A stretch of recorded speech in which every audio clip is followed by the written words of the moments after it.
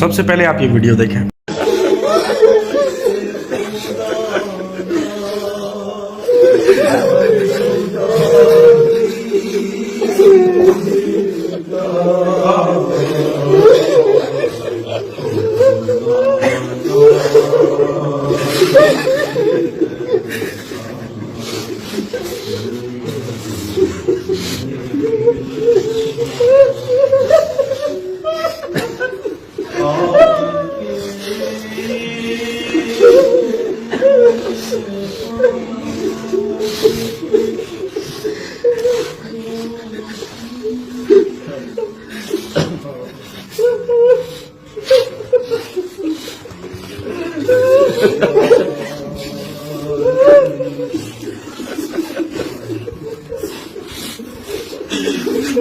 لوگ ان سے درخواست کر رہے ہیں کہ باپا جانی کرم کرتے ہیں، کہ خود مانگتے ہیں عوام سے چند ڈونیشنز۔ ٹکا نہیں تھا ان کی جیب کے اندر۔ یہ جو آپ کو ٹوپی ڈرامے کرائے ہیں نا کہ وہ تکیا رکھا ہوا ہے ایک ساتھ، اس کے اندر کھجور کی چھال بھری ہوئی ہے اور اوپر لیدر ہے، اندر فوم بھی نہیں ہے۔ ہم فوم میں سوتے ہیں اور ہمارا جو ریاض قادری جو ہے وہ کھجور کے چھال کے اوپر سوتا ہے۔ برسوں گزر گئے یار، جس نے ایک کا دو تکیا نہیں کیا وہ کیا کرے گا؟ ہم نے تو تکیا کتنے 10 ڈیزائنوں کے بنائے ہوئے ہیں، ان کا تو آج تک تکیا چمڑے کا اور اس میں کھجور کی چھال بھری ہوئی ہے۔ دیکھ رہے تکیا؟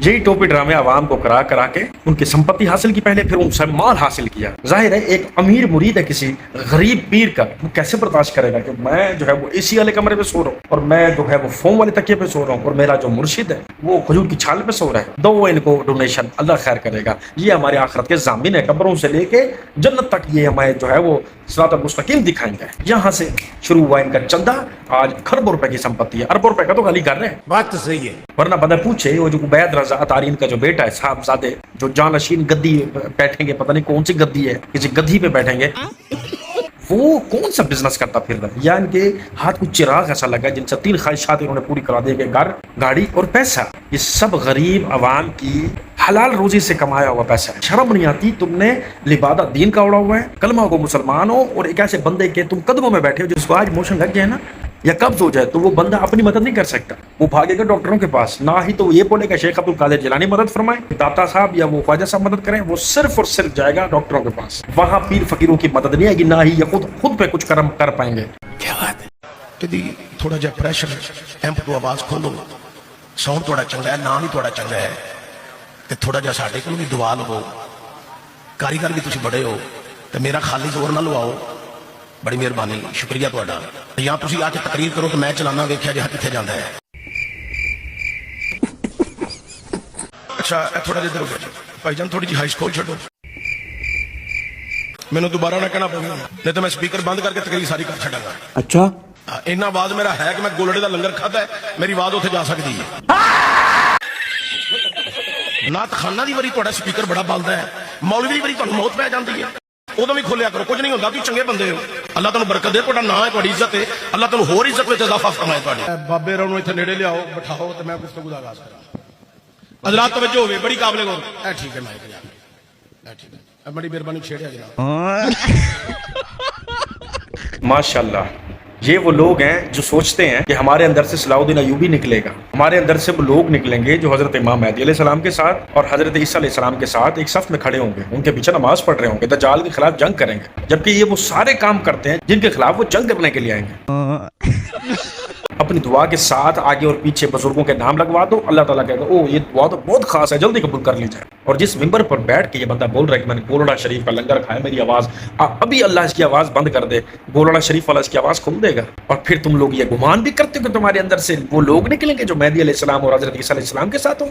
حوض کوثر میں آپ علیہ السلام آپ لوگوں کو پانی پلائیں گے، جنت میں آپ لوگوں کے حصے بانٹے ہوئے ہیں۔ خواجہ غریب نواز کے دربار سے ہمیشہ یہ کالا دھاگا آنے والے زائرینوں کو دیا جاتا تھا، اور جو زائرین پریشان ہیں یا کسی کام میں رکاوٹ چل رہی ہے یا کسی کو بچوں کو نظر وغیرہ کچھ رہتی ہے تو اس کے لیے کالا دھاگے کو ہم بنا کر کے دیتے ہیں۔ تو اس وقت کیا ہو رہا ہے کہ خواجہ صاحب کے چاہنے والے دور دور سے اپنے اپنے شہروں سے ہمیں کال کر رہے ہیں، میسج کر رہے ہیں، بات کر رہے ہیں کہ بھئی ہمارے کو ایک کالا دھاگا چاہیے۔ تو اسی حساب سے ہم دربار خواجہ سے یہاں سے ان کو کالا دھاگا یہاں سے کوریئر سے بائی پوسٹ سے ان کو ان کے بتائے ہوئے ایڈریس کے اوپر بھیج رہے ہیں۔ تو جو زائرین یہاں پر خواجہ صاحب کے دربار میں آتے ہیں تو وہ ہمارے موبائل نمبر کے اوپر व्हाट्सएप कर देते हैं या टेक्स्ट मैसेज कर देते हैं, जिससे उनकी डिटेल वगैरह आ जाती है, एड्रेस वगैरह भी हमें मिल जाता है और उनकी जो प्रॉब्लम है, परेशानी है, जो रुकावट है, जो तकलीफ़ है, वो भी हमें जानकारी मिल जाती है, इतला मिल जाती है। तो उसी हिसाब से धागा बना करके उनको बाई पोस्ट या बाई कोरियर से उनको भेज दिया जाता है।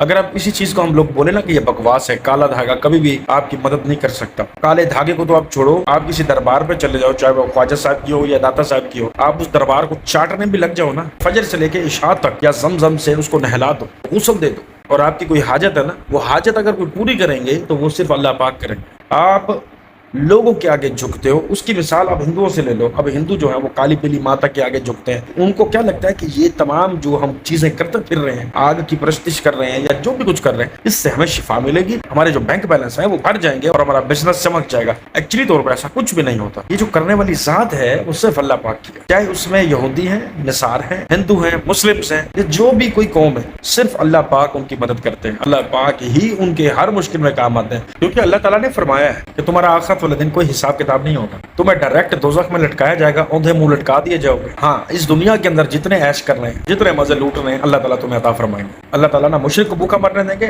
ना मुनाफिक को। ये फैसला अब आपने करना है कि आपने ये धागे ऑर्डर करने हैं इनके बताए हुए नंबर पे राब्ता करके, या फिर आज से पीर फकीरी को अल्लाह हाफिज कि हम तौहीद परस्त हैं। जब इबादत अल्लाह की करते हैं तो मदद भी अल्लाह ही से तलब करेंगे। जब अल्लाह पैदा कर सकते हैं तो हमारी जरूरियात को पूरा भी कर सकते हैं, क्योंकि जब हमसे लेते टाइम अल्लाह ताला किसी से मशवरा नहीं करते, किसी की रिक्वेस्ट को एक्सेप्ट नहीं करते, तो क्या वो देते टाइम किसी से पूछेंगे? जब वो लेते टाइम किसी की नहीं सुनते तो वो देते टाइम भी किसी की नहीं सुनेंगे। वो वादा ला शरीक है। इस बात को सोचिएगा जरूर।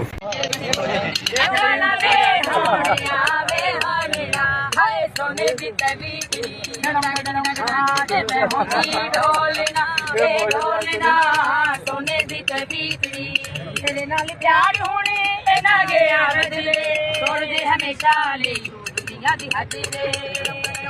तेरे नाल प्यार होने ना गया बदले, छोड़ दे हमेशा ले दुनिया दी हद रे। ए दुनिया लेंदी ना जाने मसीरे, अजाना में हानिया पे ढोलना, सोने दी तबीतरी गरम गरम दा मैं होंदी ढोल सोने दी